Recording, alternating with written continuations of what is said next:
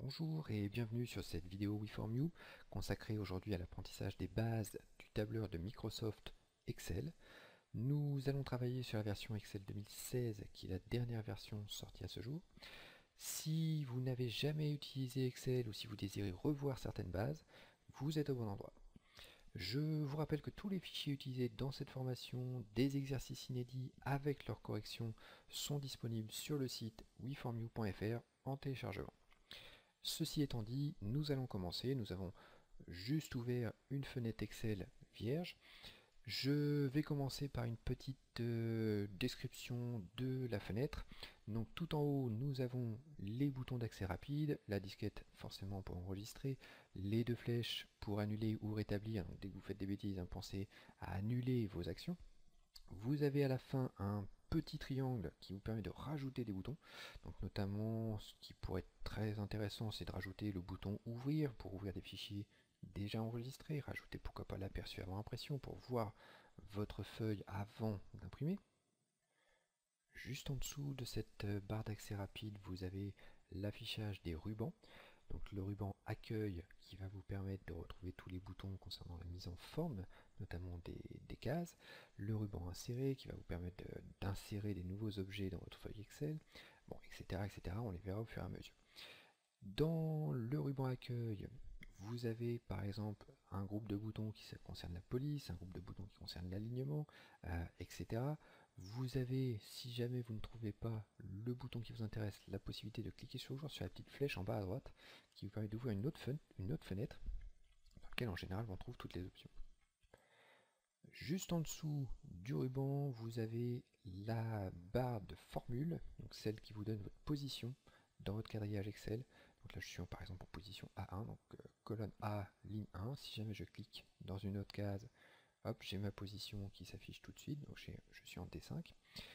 Quand je clique dans une case et que je saisis du texte, donc si j'écris un petit bonjour, mon bonjour s'inscrit dans la case, mais il s'inscrit aussi à côté du FX. Donc le FX, c'est en réalité votre contenu de la case sélectionnée. Donc ça peut être du texte, comme on l'a aujourd'hui, mais ça peut être aussi des calculs que l'on verra juste après. Je valide ma case en faisant entrer. Donc le fait de faire entrer, ça vous descend d'une case. Juste en bas, il nous dit que nous sommes dans une feuille 1. Donc une feuille, c'est un immense quadrillage Excel. Donc pas confondre, attention, une feuille A4 avec une page, une feuille Excel, c'est pas du tout la même chose. Une feuille Excel est gigantesque. Vous avez juste en bas la barre d'état, donc qui va vous donner quelques petites infos, notamment dans quel affichage on est, donc est-ce qu'on est dans un affichage normal, dans un affichage mise en page ou aperçu, qu'on verra tout à l'heure. La possibilité de faire du zoom, ça peut être pratique. Donc avec le plus, le moins, vous pouvez glisser aussi la petite barre juste au milieu pour vous rapprocher. Alors, on commence rapidement par la case, la sélection de la case. Donc nous avons sélectionné la case puisque nous voyons que nous sommes au milieu de la case, que notre flèche, notre souris s'est transformée en une espèce de croix blanche. Donc dès que je suis à l'intérieur d'une case, j'ai la croix blanche, ça me permet de sélectionner la case, d'attraper cette case. Si jamais je veux sélectionner plusieurs cases qui sont collées entre elles, tout simplement je mets dans une case, la première que je veux, je reste appuyé sur la souris avec le bouton de gauche et je glisse. Ça va m'attraper de la première jusqu'à une autre case. Attention, la première case reste toujours blanche, bon, c'est pour vous montrer votre point de départ, mais en fait elle est prise. On voit bien que tout notre contour là, donc ça fait bien de A1 jusqu'à A7 notre sélection. Donc même la première case est prise dans votre sélection.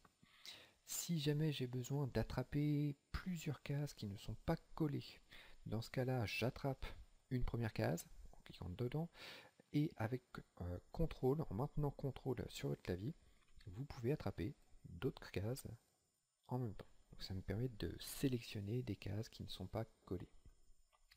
Vous pouvez du coup faire un mix des deux, c'est-à-dire attraper des cases collées en glissant à l'intérieur, et ensuite, en maintenant CTRL, vous pouvez attraper d'autres cases qui vont être collées. Si jamais je travaille sur les colonnes, dans ce cas-là, je clique directement sur la lettre désignant la colonne. Donc si je clique sur le A, ça va me sélectionner toute la colonne A jusqu'en bas. Par Pareil pour les lignes, si je veux sélectionner par exemple la ligne 4, je vais sélectionner en cliquant sur le 4. Si je veux prendre des sélections collées de colonnes ou de lignes, pareil, je reste appuyé sur le bouton de gauche. Donc, par exemple, si je veux sélectionner de la colonne C jusqu'à la colonne F, je reste appuyé de C jusqu'à F sur la lettre. Si par contre je veux des colonnes qui ne sont pas collées, je clique une fois sur le C par exemple, et avec CTRL, je vais faire un clic sur le F. Ça va me rajouter en fait de la sélection. Afin de tout sélectionner, je peux cliquer tout en haut à gauche dans le petit triangle là entre le A et le 1. Si je clique sur ce triangle, ça va me sélectionner toute la feuille Excel. Donc attention, la feuille elle est gigantesque, hein, je vous rappelle. Ça prend beaucoup plus que ce que l'on voit à l'écran. Dans une case, vous avez 3 positions possibles avec votre souris. C'est-à-dire que si je suis au milieu, on l'a vu, on vient de le voir, on va sélectionner la case, donc on va attraper cette case-là. On va montrer à l'ordinateur qu'on va travailler sur cette case-là.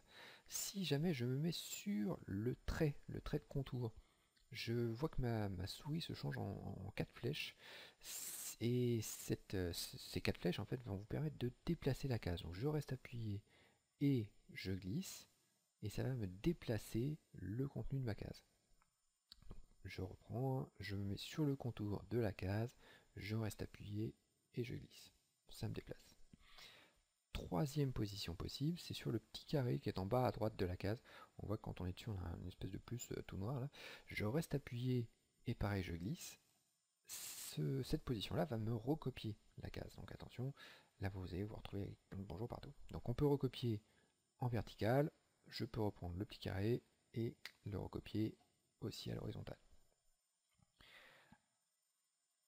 Petit point rapide, donc là on a créé un espèce de tableau en fait avec plein de cases écrites. Si jamais je clique dans une case qui est écrite et que je veux sélectionner du coup tout mon tableau, un autre raccourci clavier, je maintiens CTRL et je fais A au clavier. CTRL A, ça va vous permettre de sélectionner tout votre tableau. Il va s'arrêter en fait dès qu'il voit les cases vides. Et ça me permet aussi de supprimer du coup, si je fais Sup au clavier, ça va me permettre de supprimer tout le contenu de ma sélection. Un petit rappel du coup donc, sur ce que l'on vient de voir au niveau des sélections. Si je veux sélectionner une cellule, je fais tout simplement un clic à l'intérieur de la case. Si je veux sélectionner plusieurs cellules qui sont collées entre elles, je reste appuyé avec ma souris à l'intérieur d'une case et je glisse. Si je veux sélectionner plusieurs cellules qui ne sont pas collées, je fais une première sélection, je clique dans une case, et avec CTRL, je vais pouvoir attraper plusieurs autres cases. Si je veux sélectionner tout un tableau écrit, je me mets dans une case qui est remplie, je maintiens CTRL et je fais en même temps la touche A du clavier.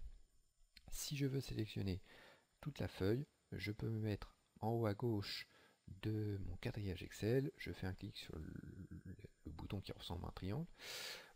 L'autre possibilité, c'est de faire 2 fois CTRL A, c'est-à-dire le premier CTRL A va vous prendre le tableau, le deuxième CTRL A va vous prendre toute la feuille. Voilà, donc on va commencer un vrai tableau Excel, donc on va se placer en case A1. On commence toujours nos tableaux en haut à gauche de notre quadrillage Excel. Et donc on va saisir tout simplement le texte. Donc on va commencer par un petit tableau qui concerne les travaux. On va faire un budget de travaux, donc on va faire travaux de peinture. Afin de faire comprendre que c'est un titre et que ça ne fait pas forcément partie de notre tableau, un travaux de peinture, on va tout simplement sauter une ligne. Donc je fais 2 fois entrée, ça me descend en ligne 3 et je vais pouvoir construire un deuxième tableau. Donc des types, de produits qu'on va acheter. Donc on a les pinceaux qu'il va falloir acheter, les rouleaux, les pots de peinture, les bâches et les échelles.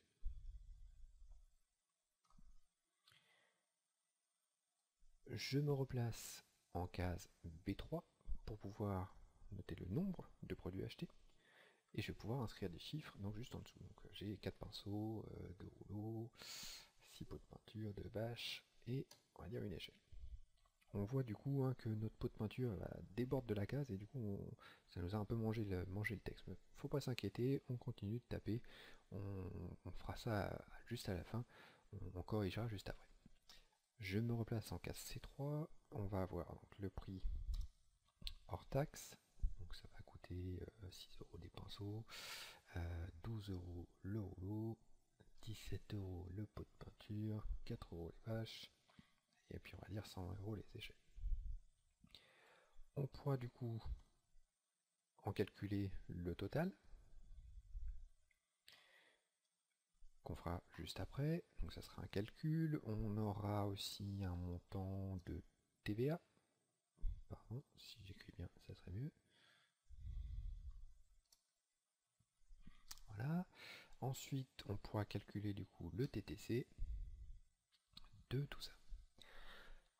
Toujours afin de bien lui faire comprendre que nous avons d'autres informations ensuite, donc je vais encore sauter une ligne, donc la ligne 9 je vais la passer, on va pouvoir écrire en ligne 10 le total, pour pouvoir faire le total des nombres de produits, total du prix hors taxe, etc.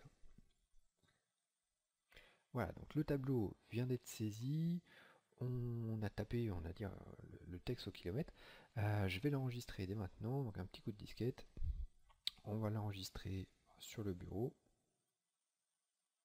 et dans un petit dossier, donc je vais me créer un dossier qui va s'appeler exercice Excel. Pour pouvoir entrer dans ce dossier exercice Excel, donc je clique n'importe où pour le valider et je fais 2 clics à l'intérieur. Important de taper le nom du fichier, donc nous avons un tableau qui concerne les travaux et un type classeur Excel.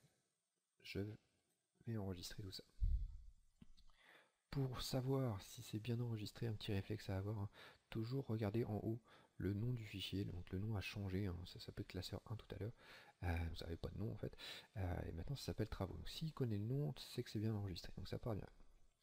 Alors, je vous disais tout à l'heure, les pots de peinture là débordaient, puisque le texte a été trop long.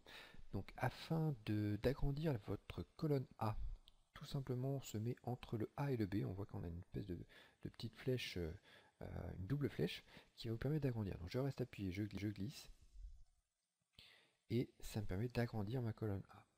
Donc, si vous restez appuyé et que vous glissez entre les deux colonnes, donc tout en haut entre les deux lettres de colonne, ça vous permet vraiment d'agrandir à votre convenance. C'est vous qui décidez, bah tiens, ma colonne A va faire tant de taille. Pour être un petit peu plus rapide et pour ne pas avoir à décider, pour que ce soit lui qui décide, on peut très bien se mettre entre A et B aussi et faire 2 clics rapides. Donc c'est là, si je fais 2 clics, voilà, c'est lui qui décide. Et c'est-à-dire qu'il va s'adapter finalement au contenu du texte le plus long. Donc c'est-à-dire que moi j'ai travaux de peinture, qui c'est le texte le plus long dans ma colonne A. Et quand j'ai fait les 2 clics entre A et B, tout de suite il s'est agrandi pour que le texte le plus long soit contenu dans la case. Si jamais je veux du coup agrandir ou rétrécir d'ailleurs, ça peut marcher dans les deux cas, je peux agrandir ou rétrécir toutes mes colonnes de mon tableau. Dans ce cas-là, je reprends tout ce qu'on a vu juste avant, c'est-à-dire que je peux très bien tout sélectionner en faisant un clic sur le triangle en haut à gauche, en me mettant du coup entre 2 lettres de colonne et faire 2 clics. Dans ce cas-là, qu'est-ce qu'il fait? Il se dit, j'ai toutes mes colonnes de sélectionner, je rétrécis à la taille du texte toutes mes colonnes. Ce qui peut être très pratique quand vous avez un tableau gigantesque.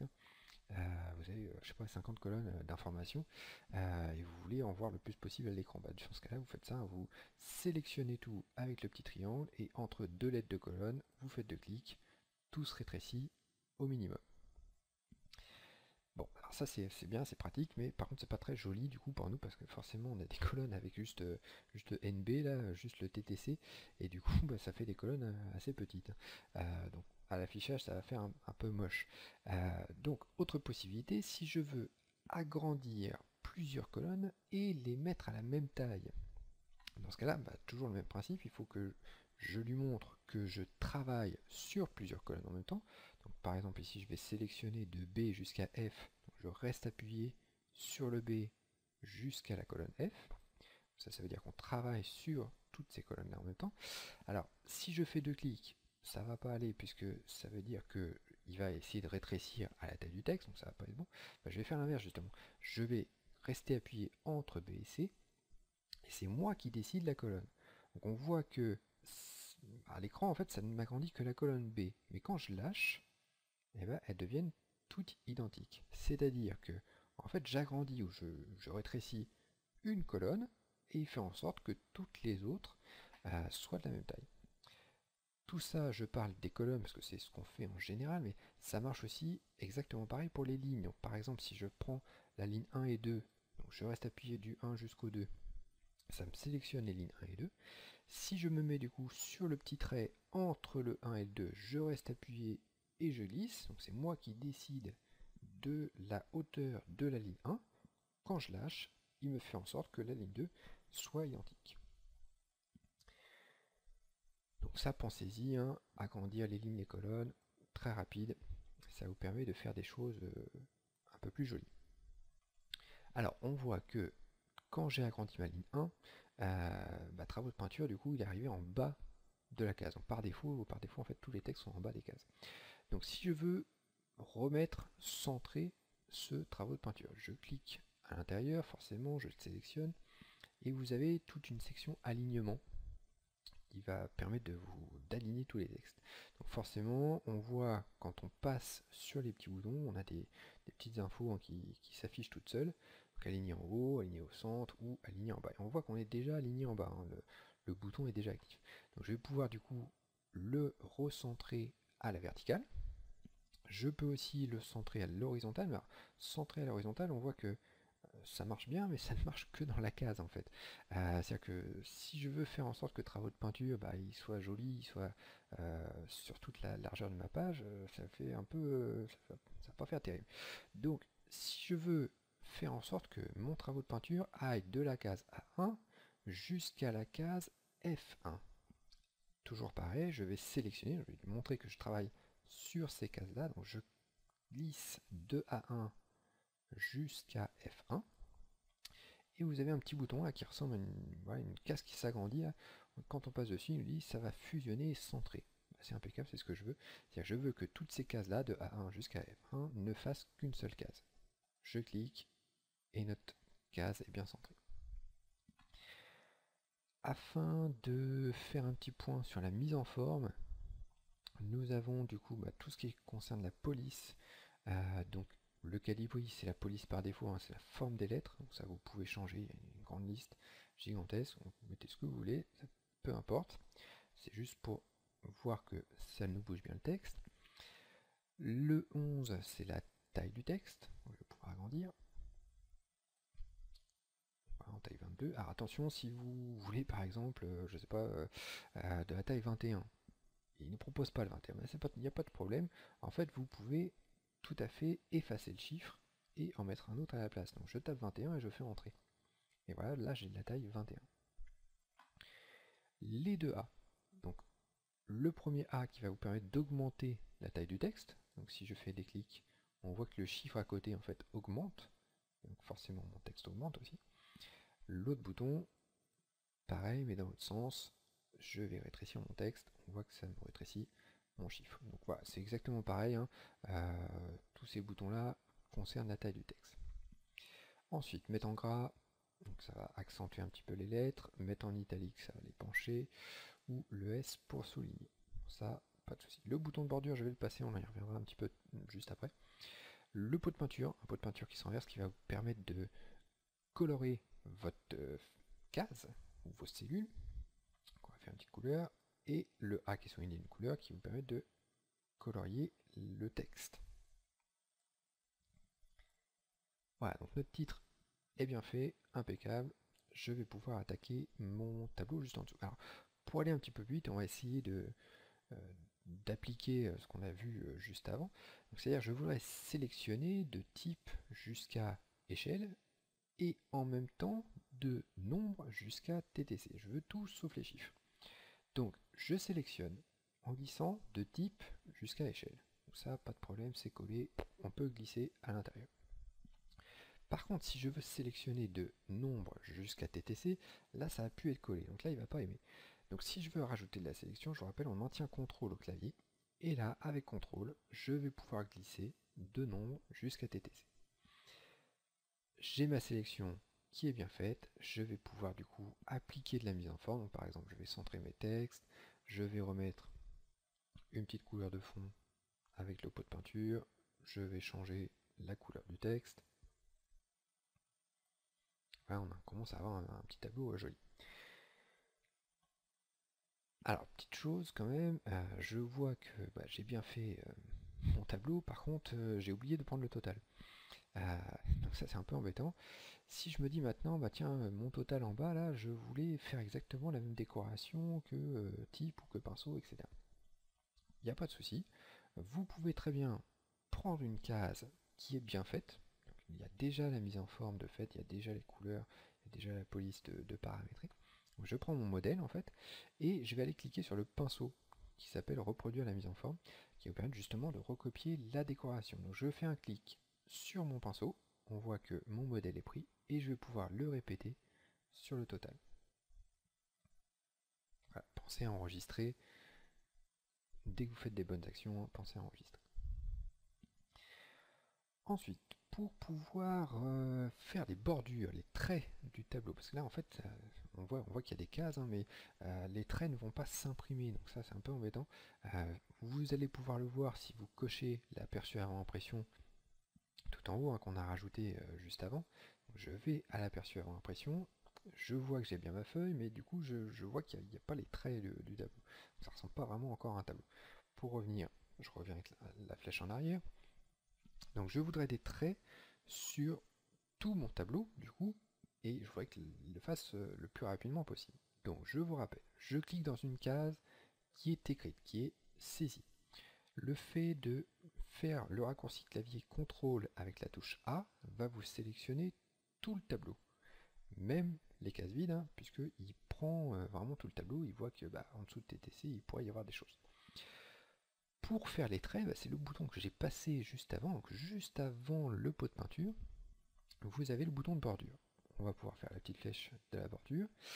On a plein de choix là-dedans. Si jamais vous voulez du trait simple, noir, fin, vous pouvez du coup appliquer toutes les bordures directement. Voilà, et donc là on a un tableau qui ressemble vraiment à un tableau puisqu'il y a des cases.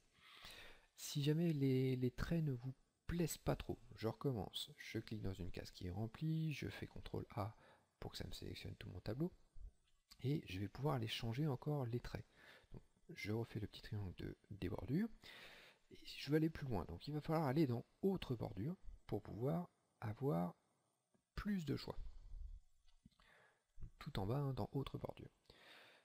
Dans autre bordure, en fait, ça vous ouvre une autre fenêtre, c'est le format de cellule. Donc le format de cellule, dans l'onglet bordure, du coup, vous avez plein de choix de traits. Donc, par exemple, je vais prendre des pointillés, par exemple. Je vais pouvoir choisir du coup la couleur de mon trait. Donc attention à bien le faire dans ce sens-là, c'est-à-dire prendre le style, ensuite prendre la couleur. Et ensuite, on va pouvoir du coup l'appliquer à notre tableau. Donc on voit qu'on a un petit aperçu. Donc où est-ce qu'on veut le trait en pointillé? Moi je voudrais par exemple à l'intérieur de mon tableau. Et j'ai à l'intérieur de mes cases, à l'intérieur de mon tableau, les traits en pointillé. Ça me permet du coup de changer en fait pour avoir un trait par exemple à l'extérieur différent. Par exemple, je vais prendre un trait un peu plus épais, de la même couleur, mais cette fois-ci je vais l'appliquer au contour de mon tableau. Donc j'ai un trait continu au contour, un trait en pointillé à l'intérieur. Je vais pouvoir faire OK là-dessus. Et donc on voit bien le résultat, ça a très bien marché. J'enregistre encore tout ça, pensez à faire les disquettes sans arrêt, ça peut être intéressant. Ah tiens, petite chose, pareil, j'ai oublié de faire le total en bas, donc on va le refaire. Je vais prendre mon total avec les cases à côté, puisque j'aurai des totaux quasiment partout, et je recommence le petit triangle de la bordure, tout en bas dans autre bordure. Je vais pouvoir faire un trait continu avec une certaine couleur, et le mettre au contour et à l'intérieur cette fois-ci. Et hop, sur les deux.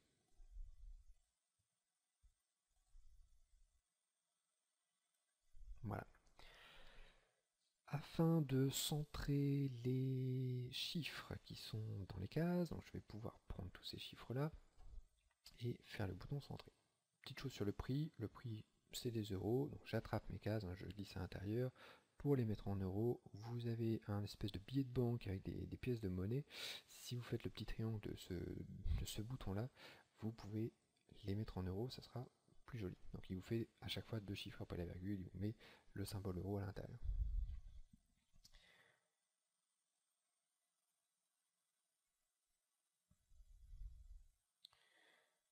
Voilà, donc nous avons terminé la présentation de notre tableau, nous avons fait une première mise en forme, afin de centrer les textes, de faire en sorte que ça ressemble à peu près à un tableau. Je vous retrouve tout de suite dans une vidéo suivante concernant les calculs de base dans Excel.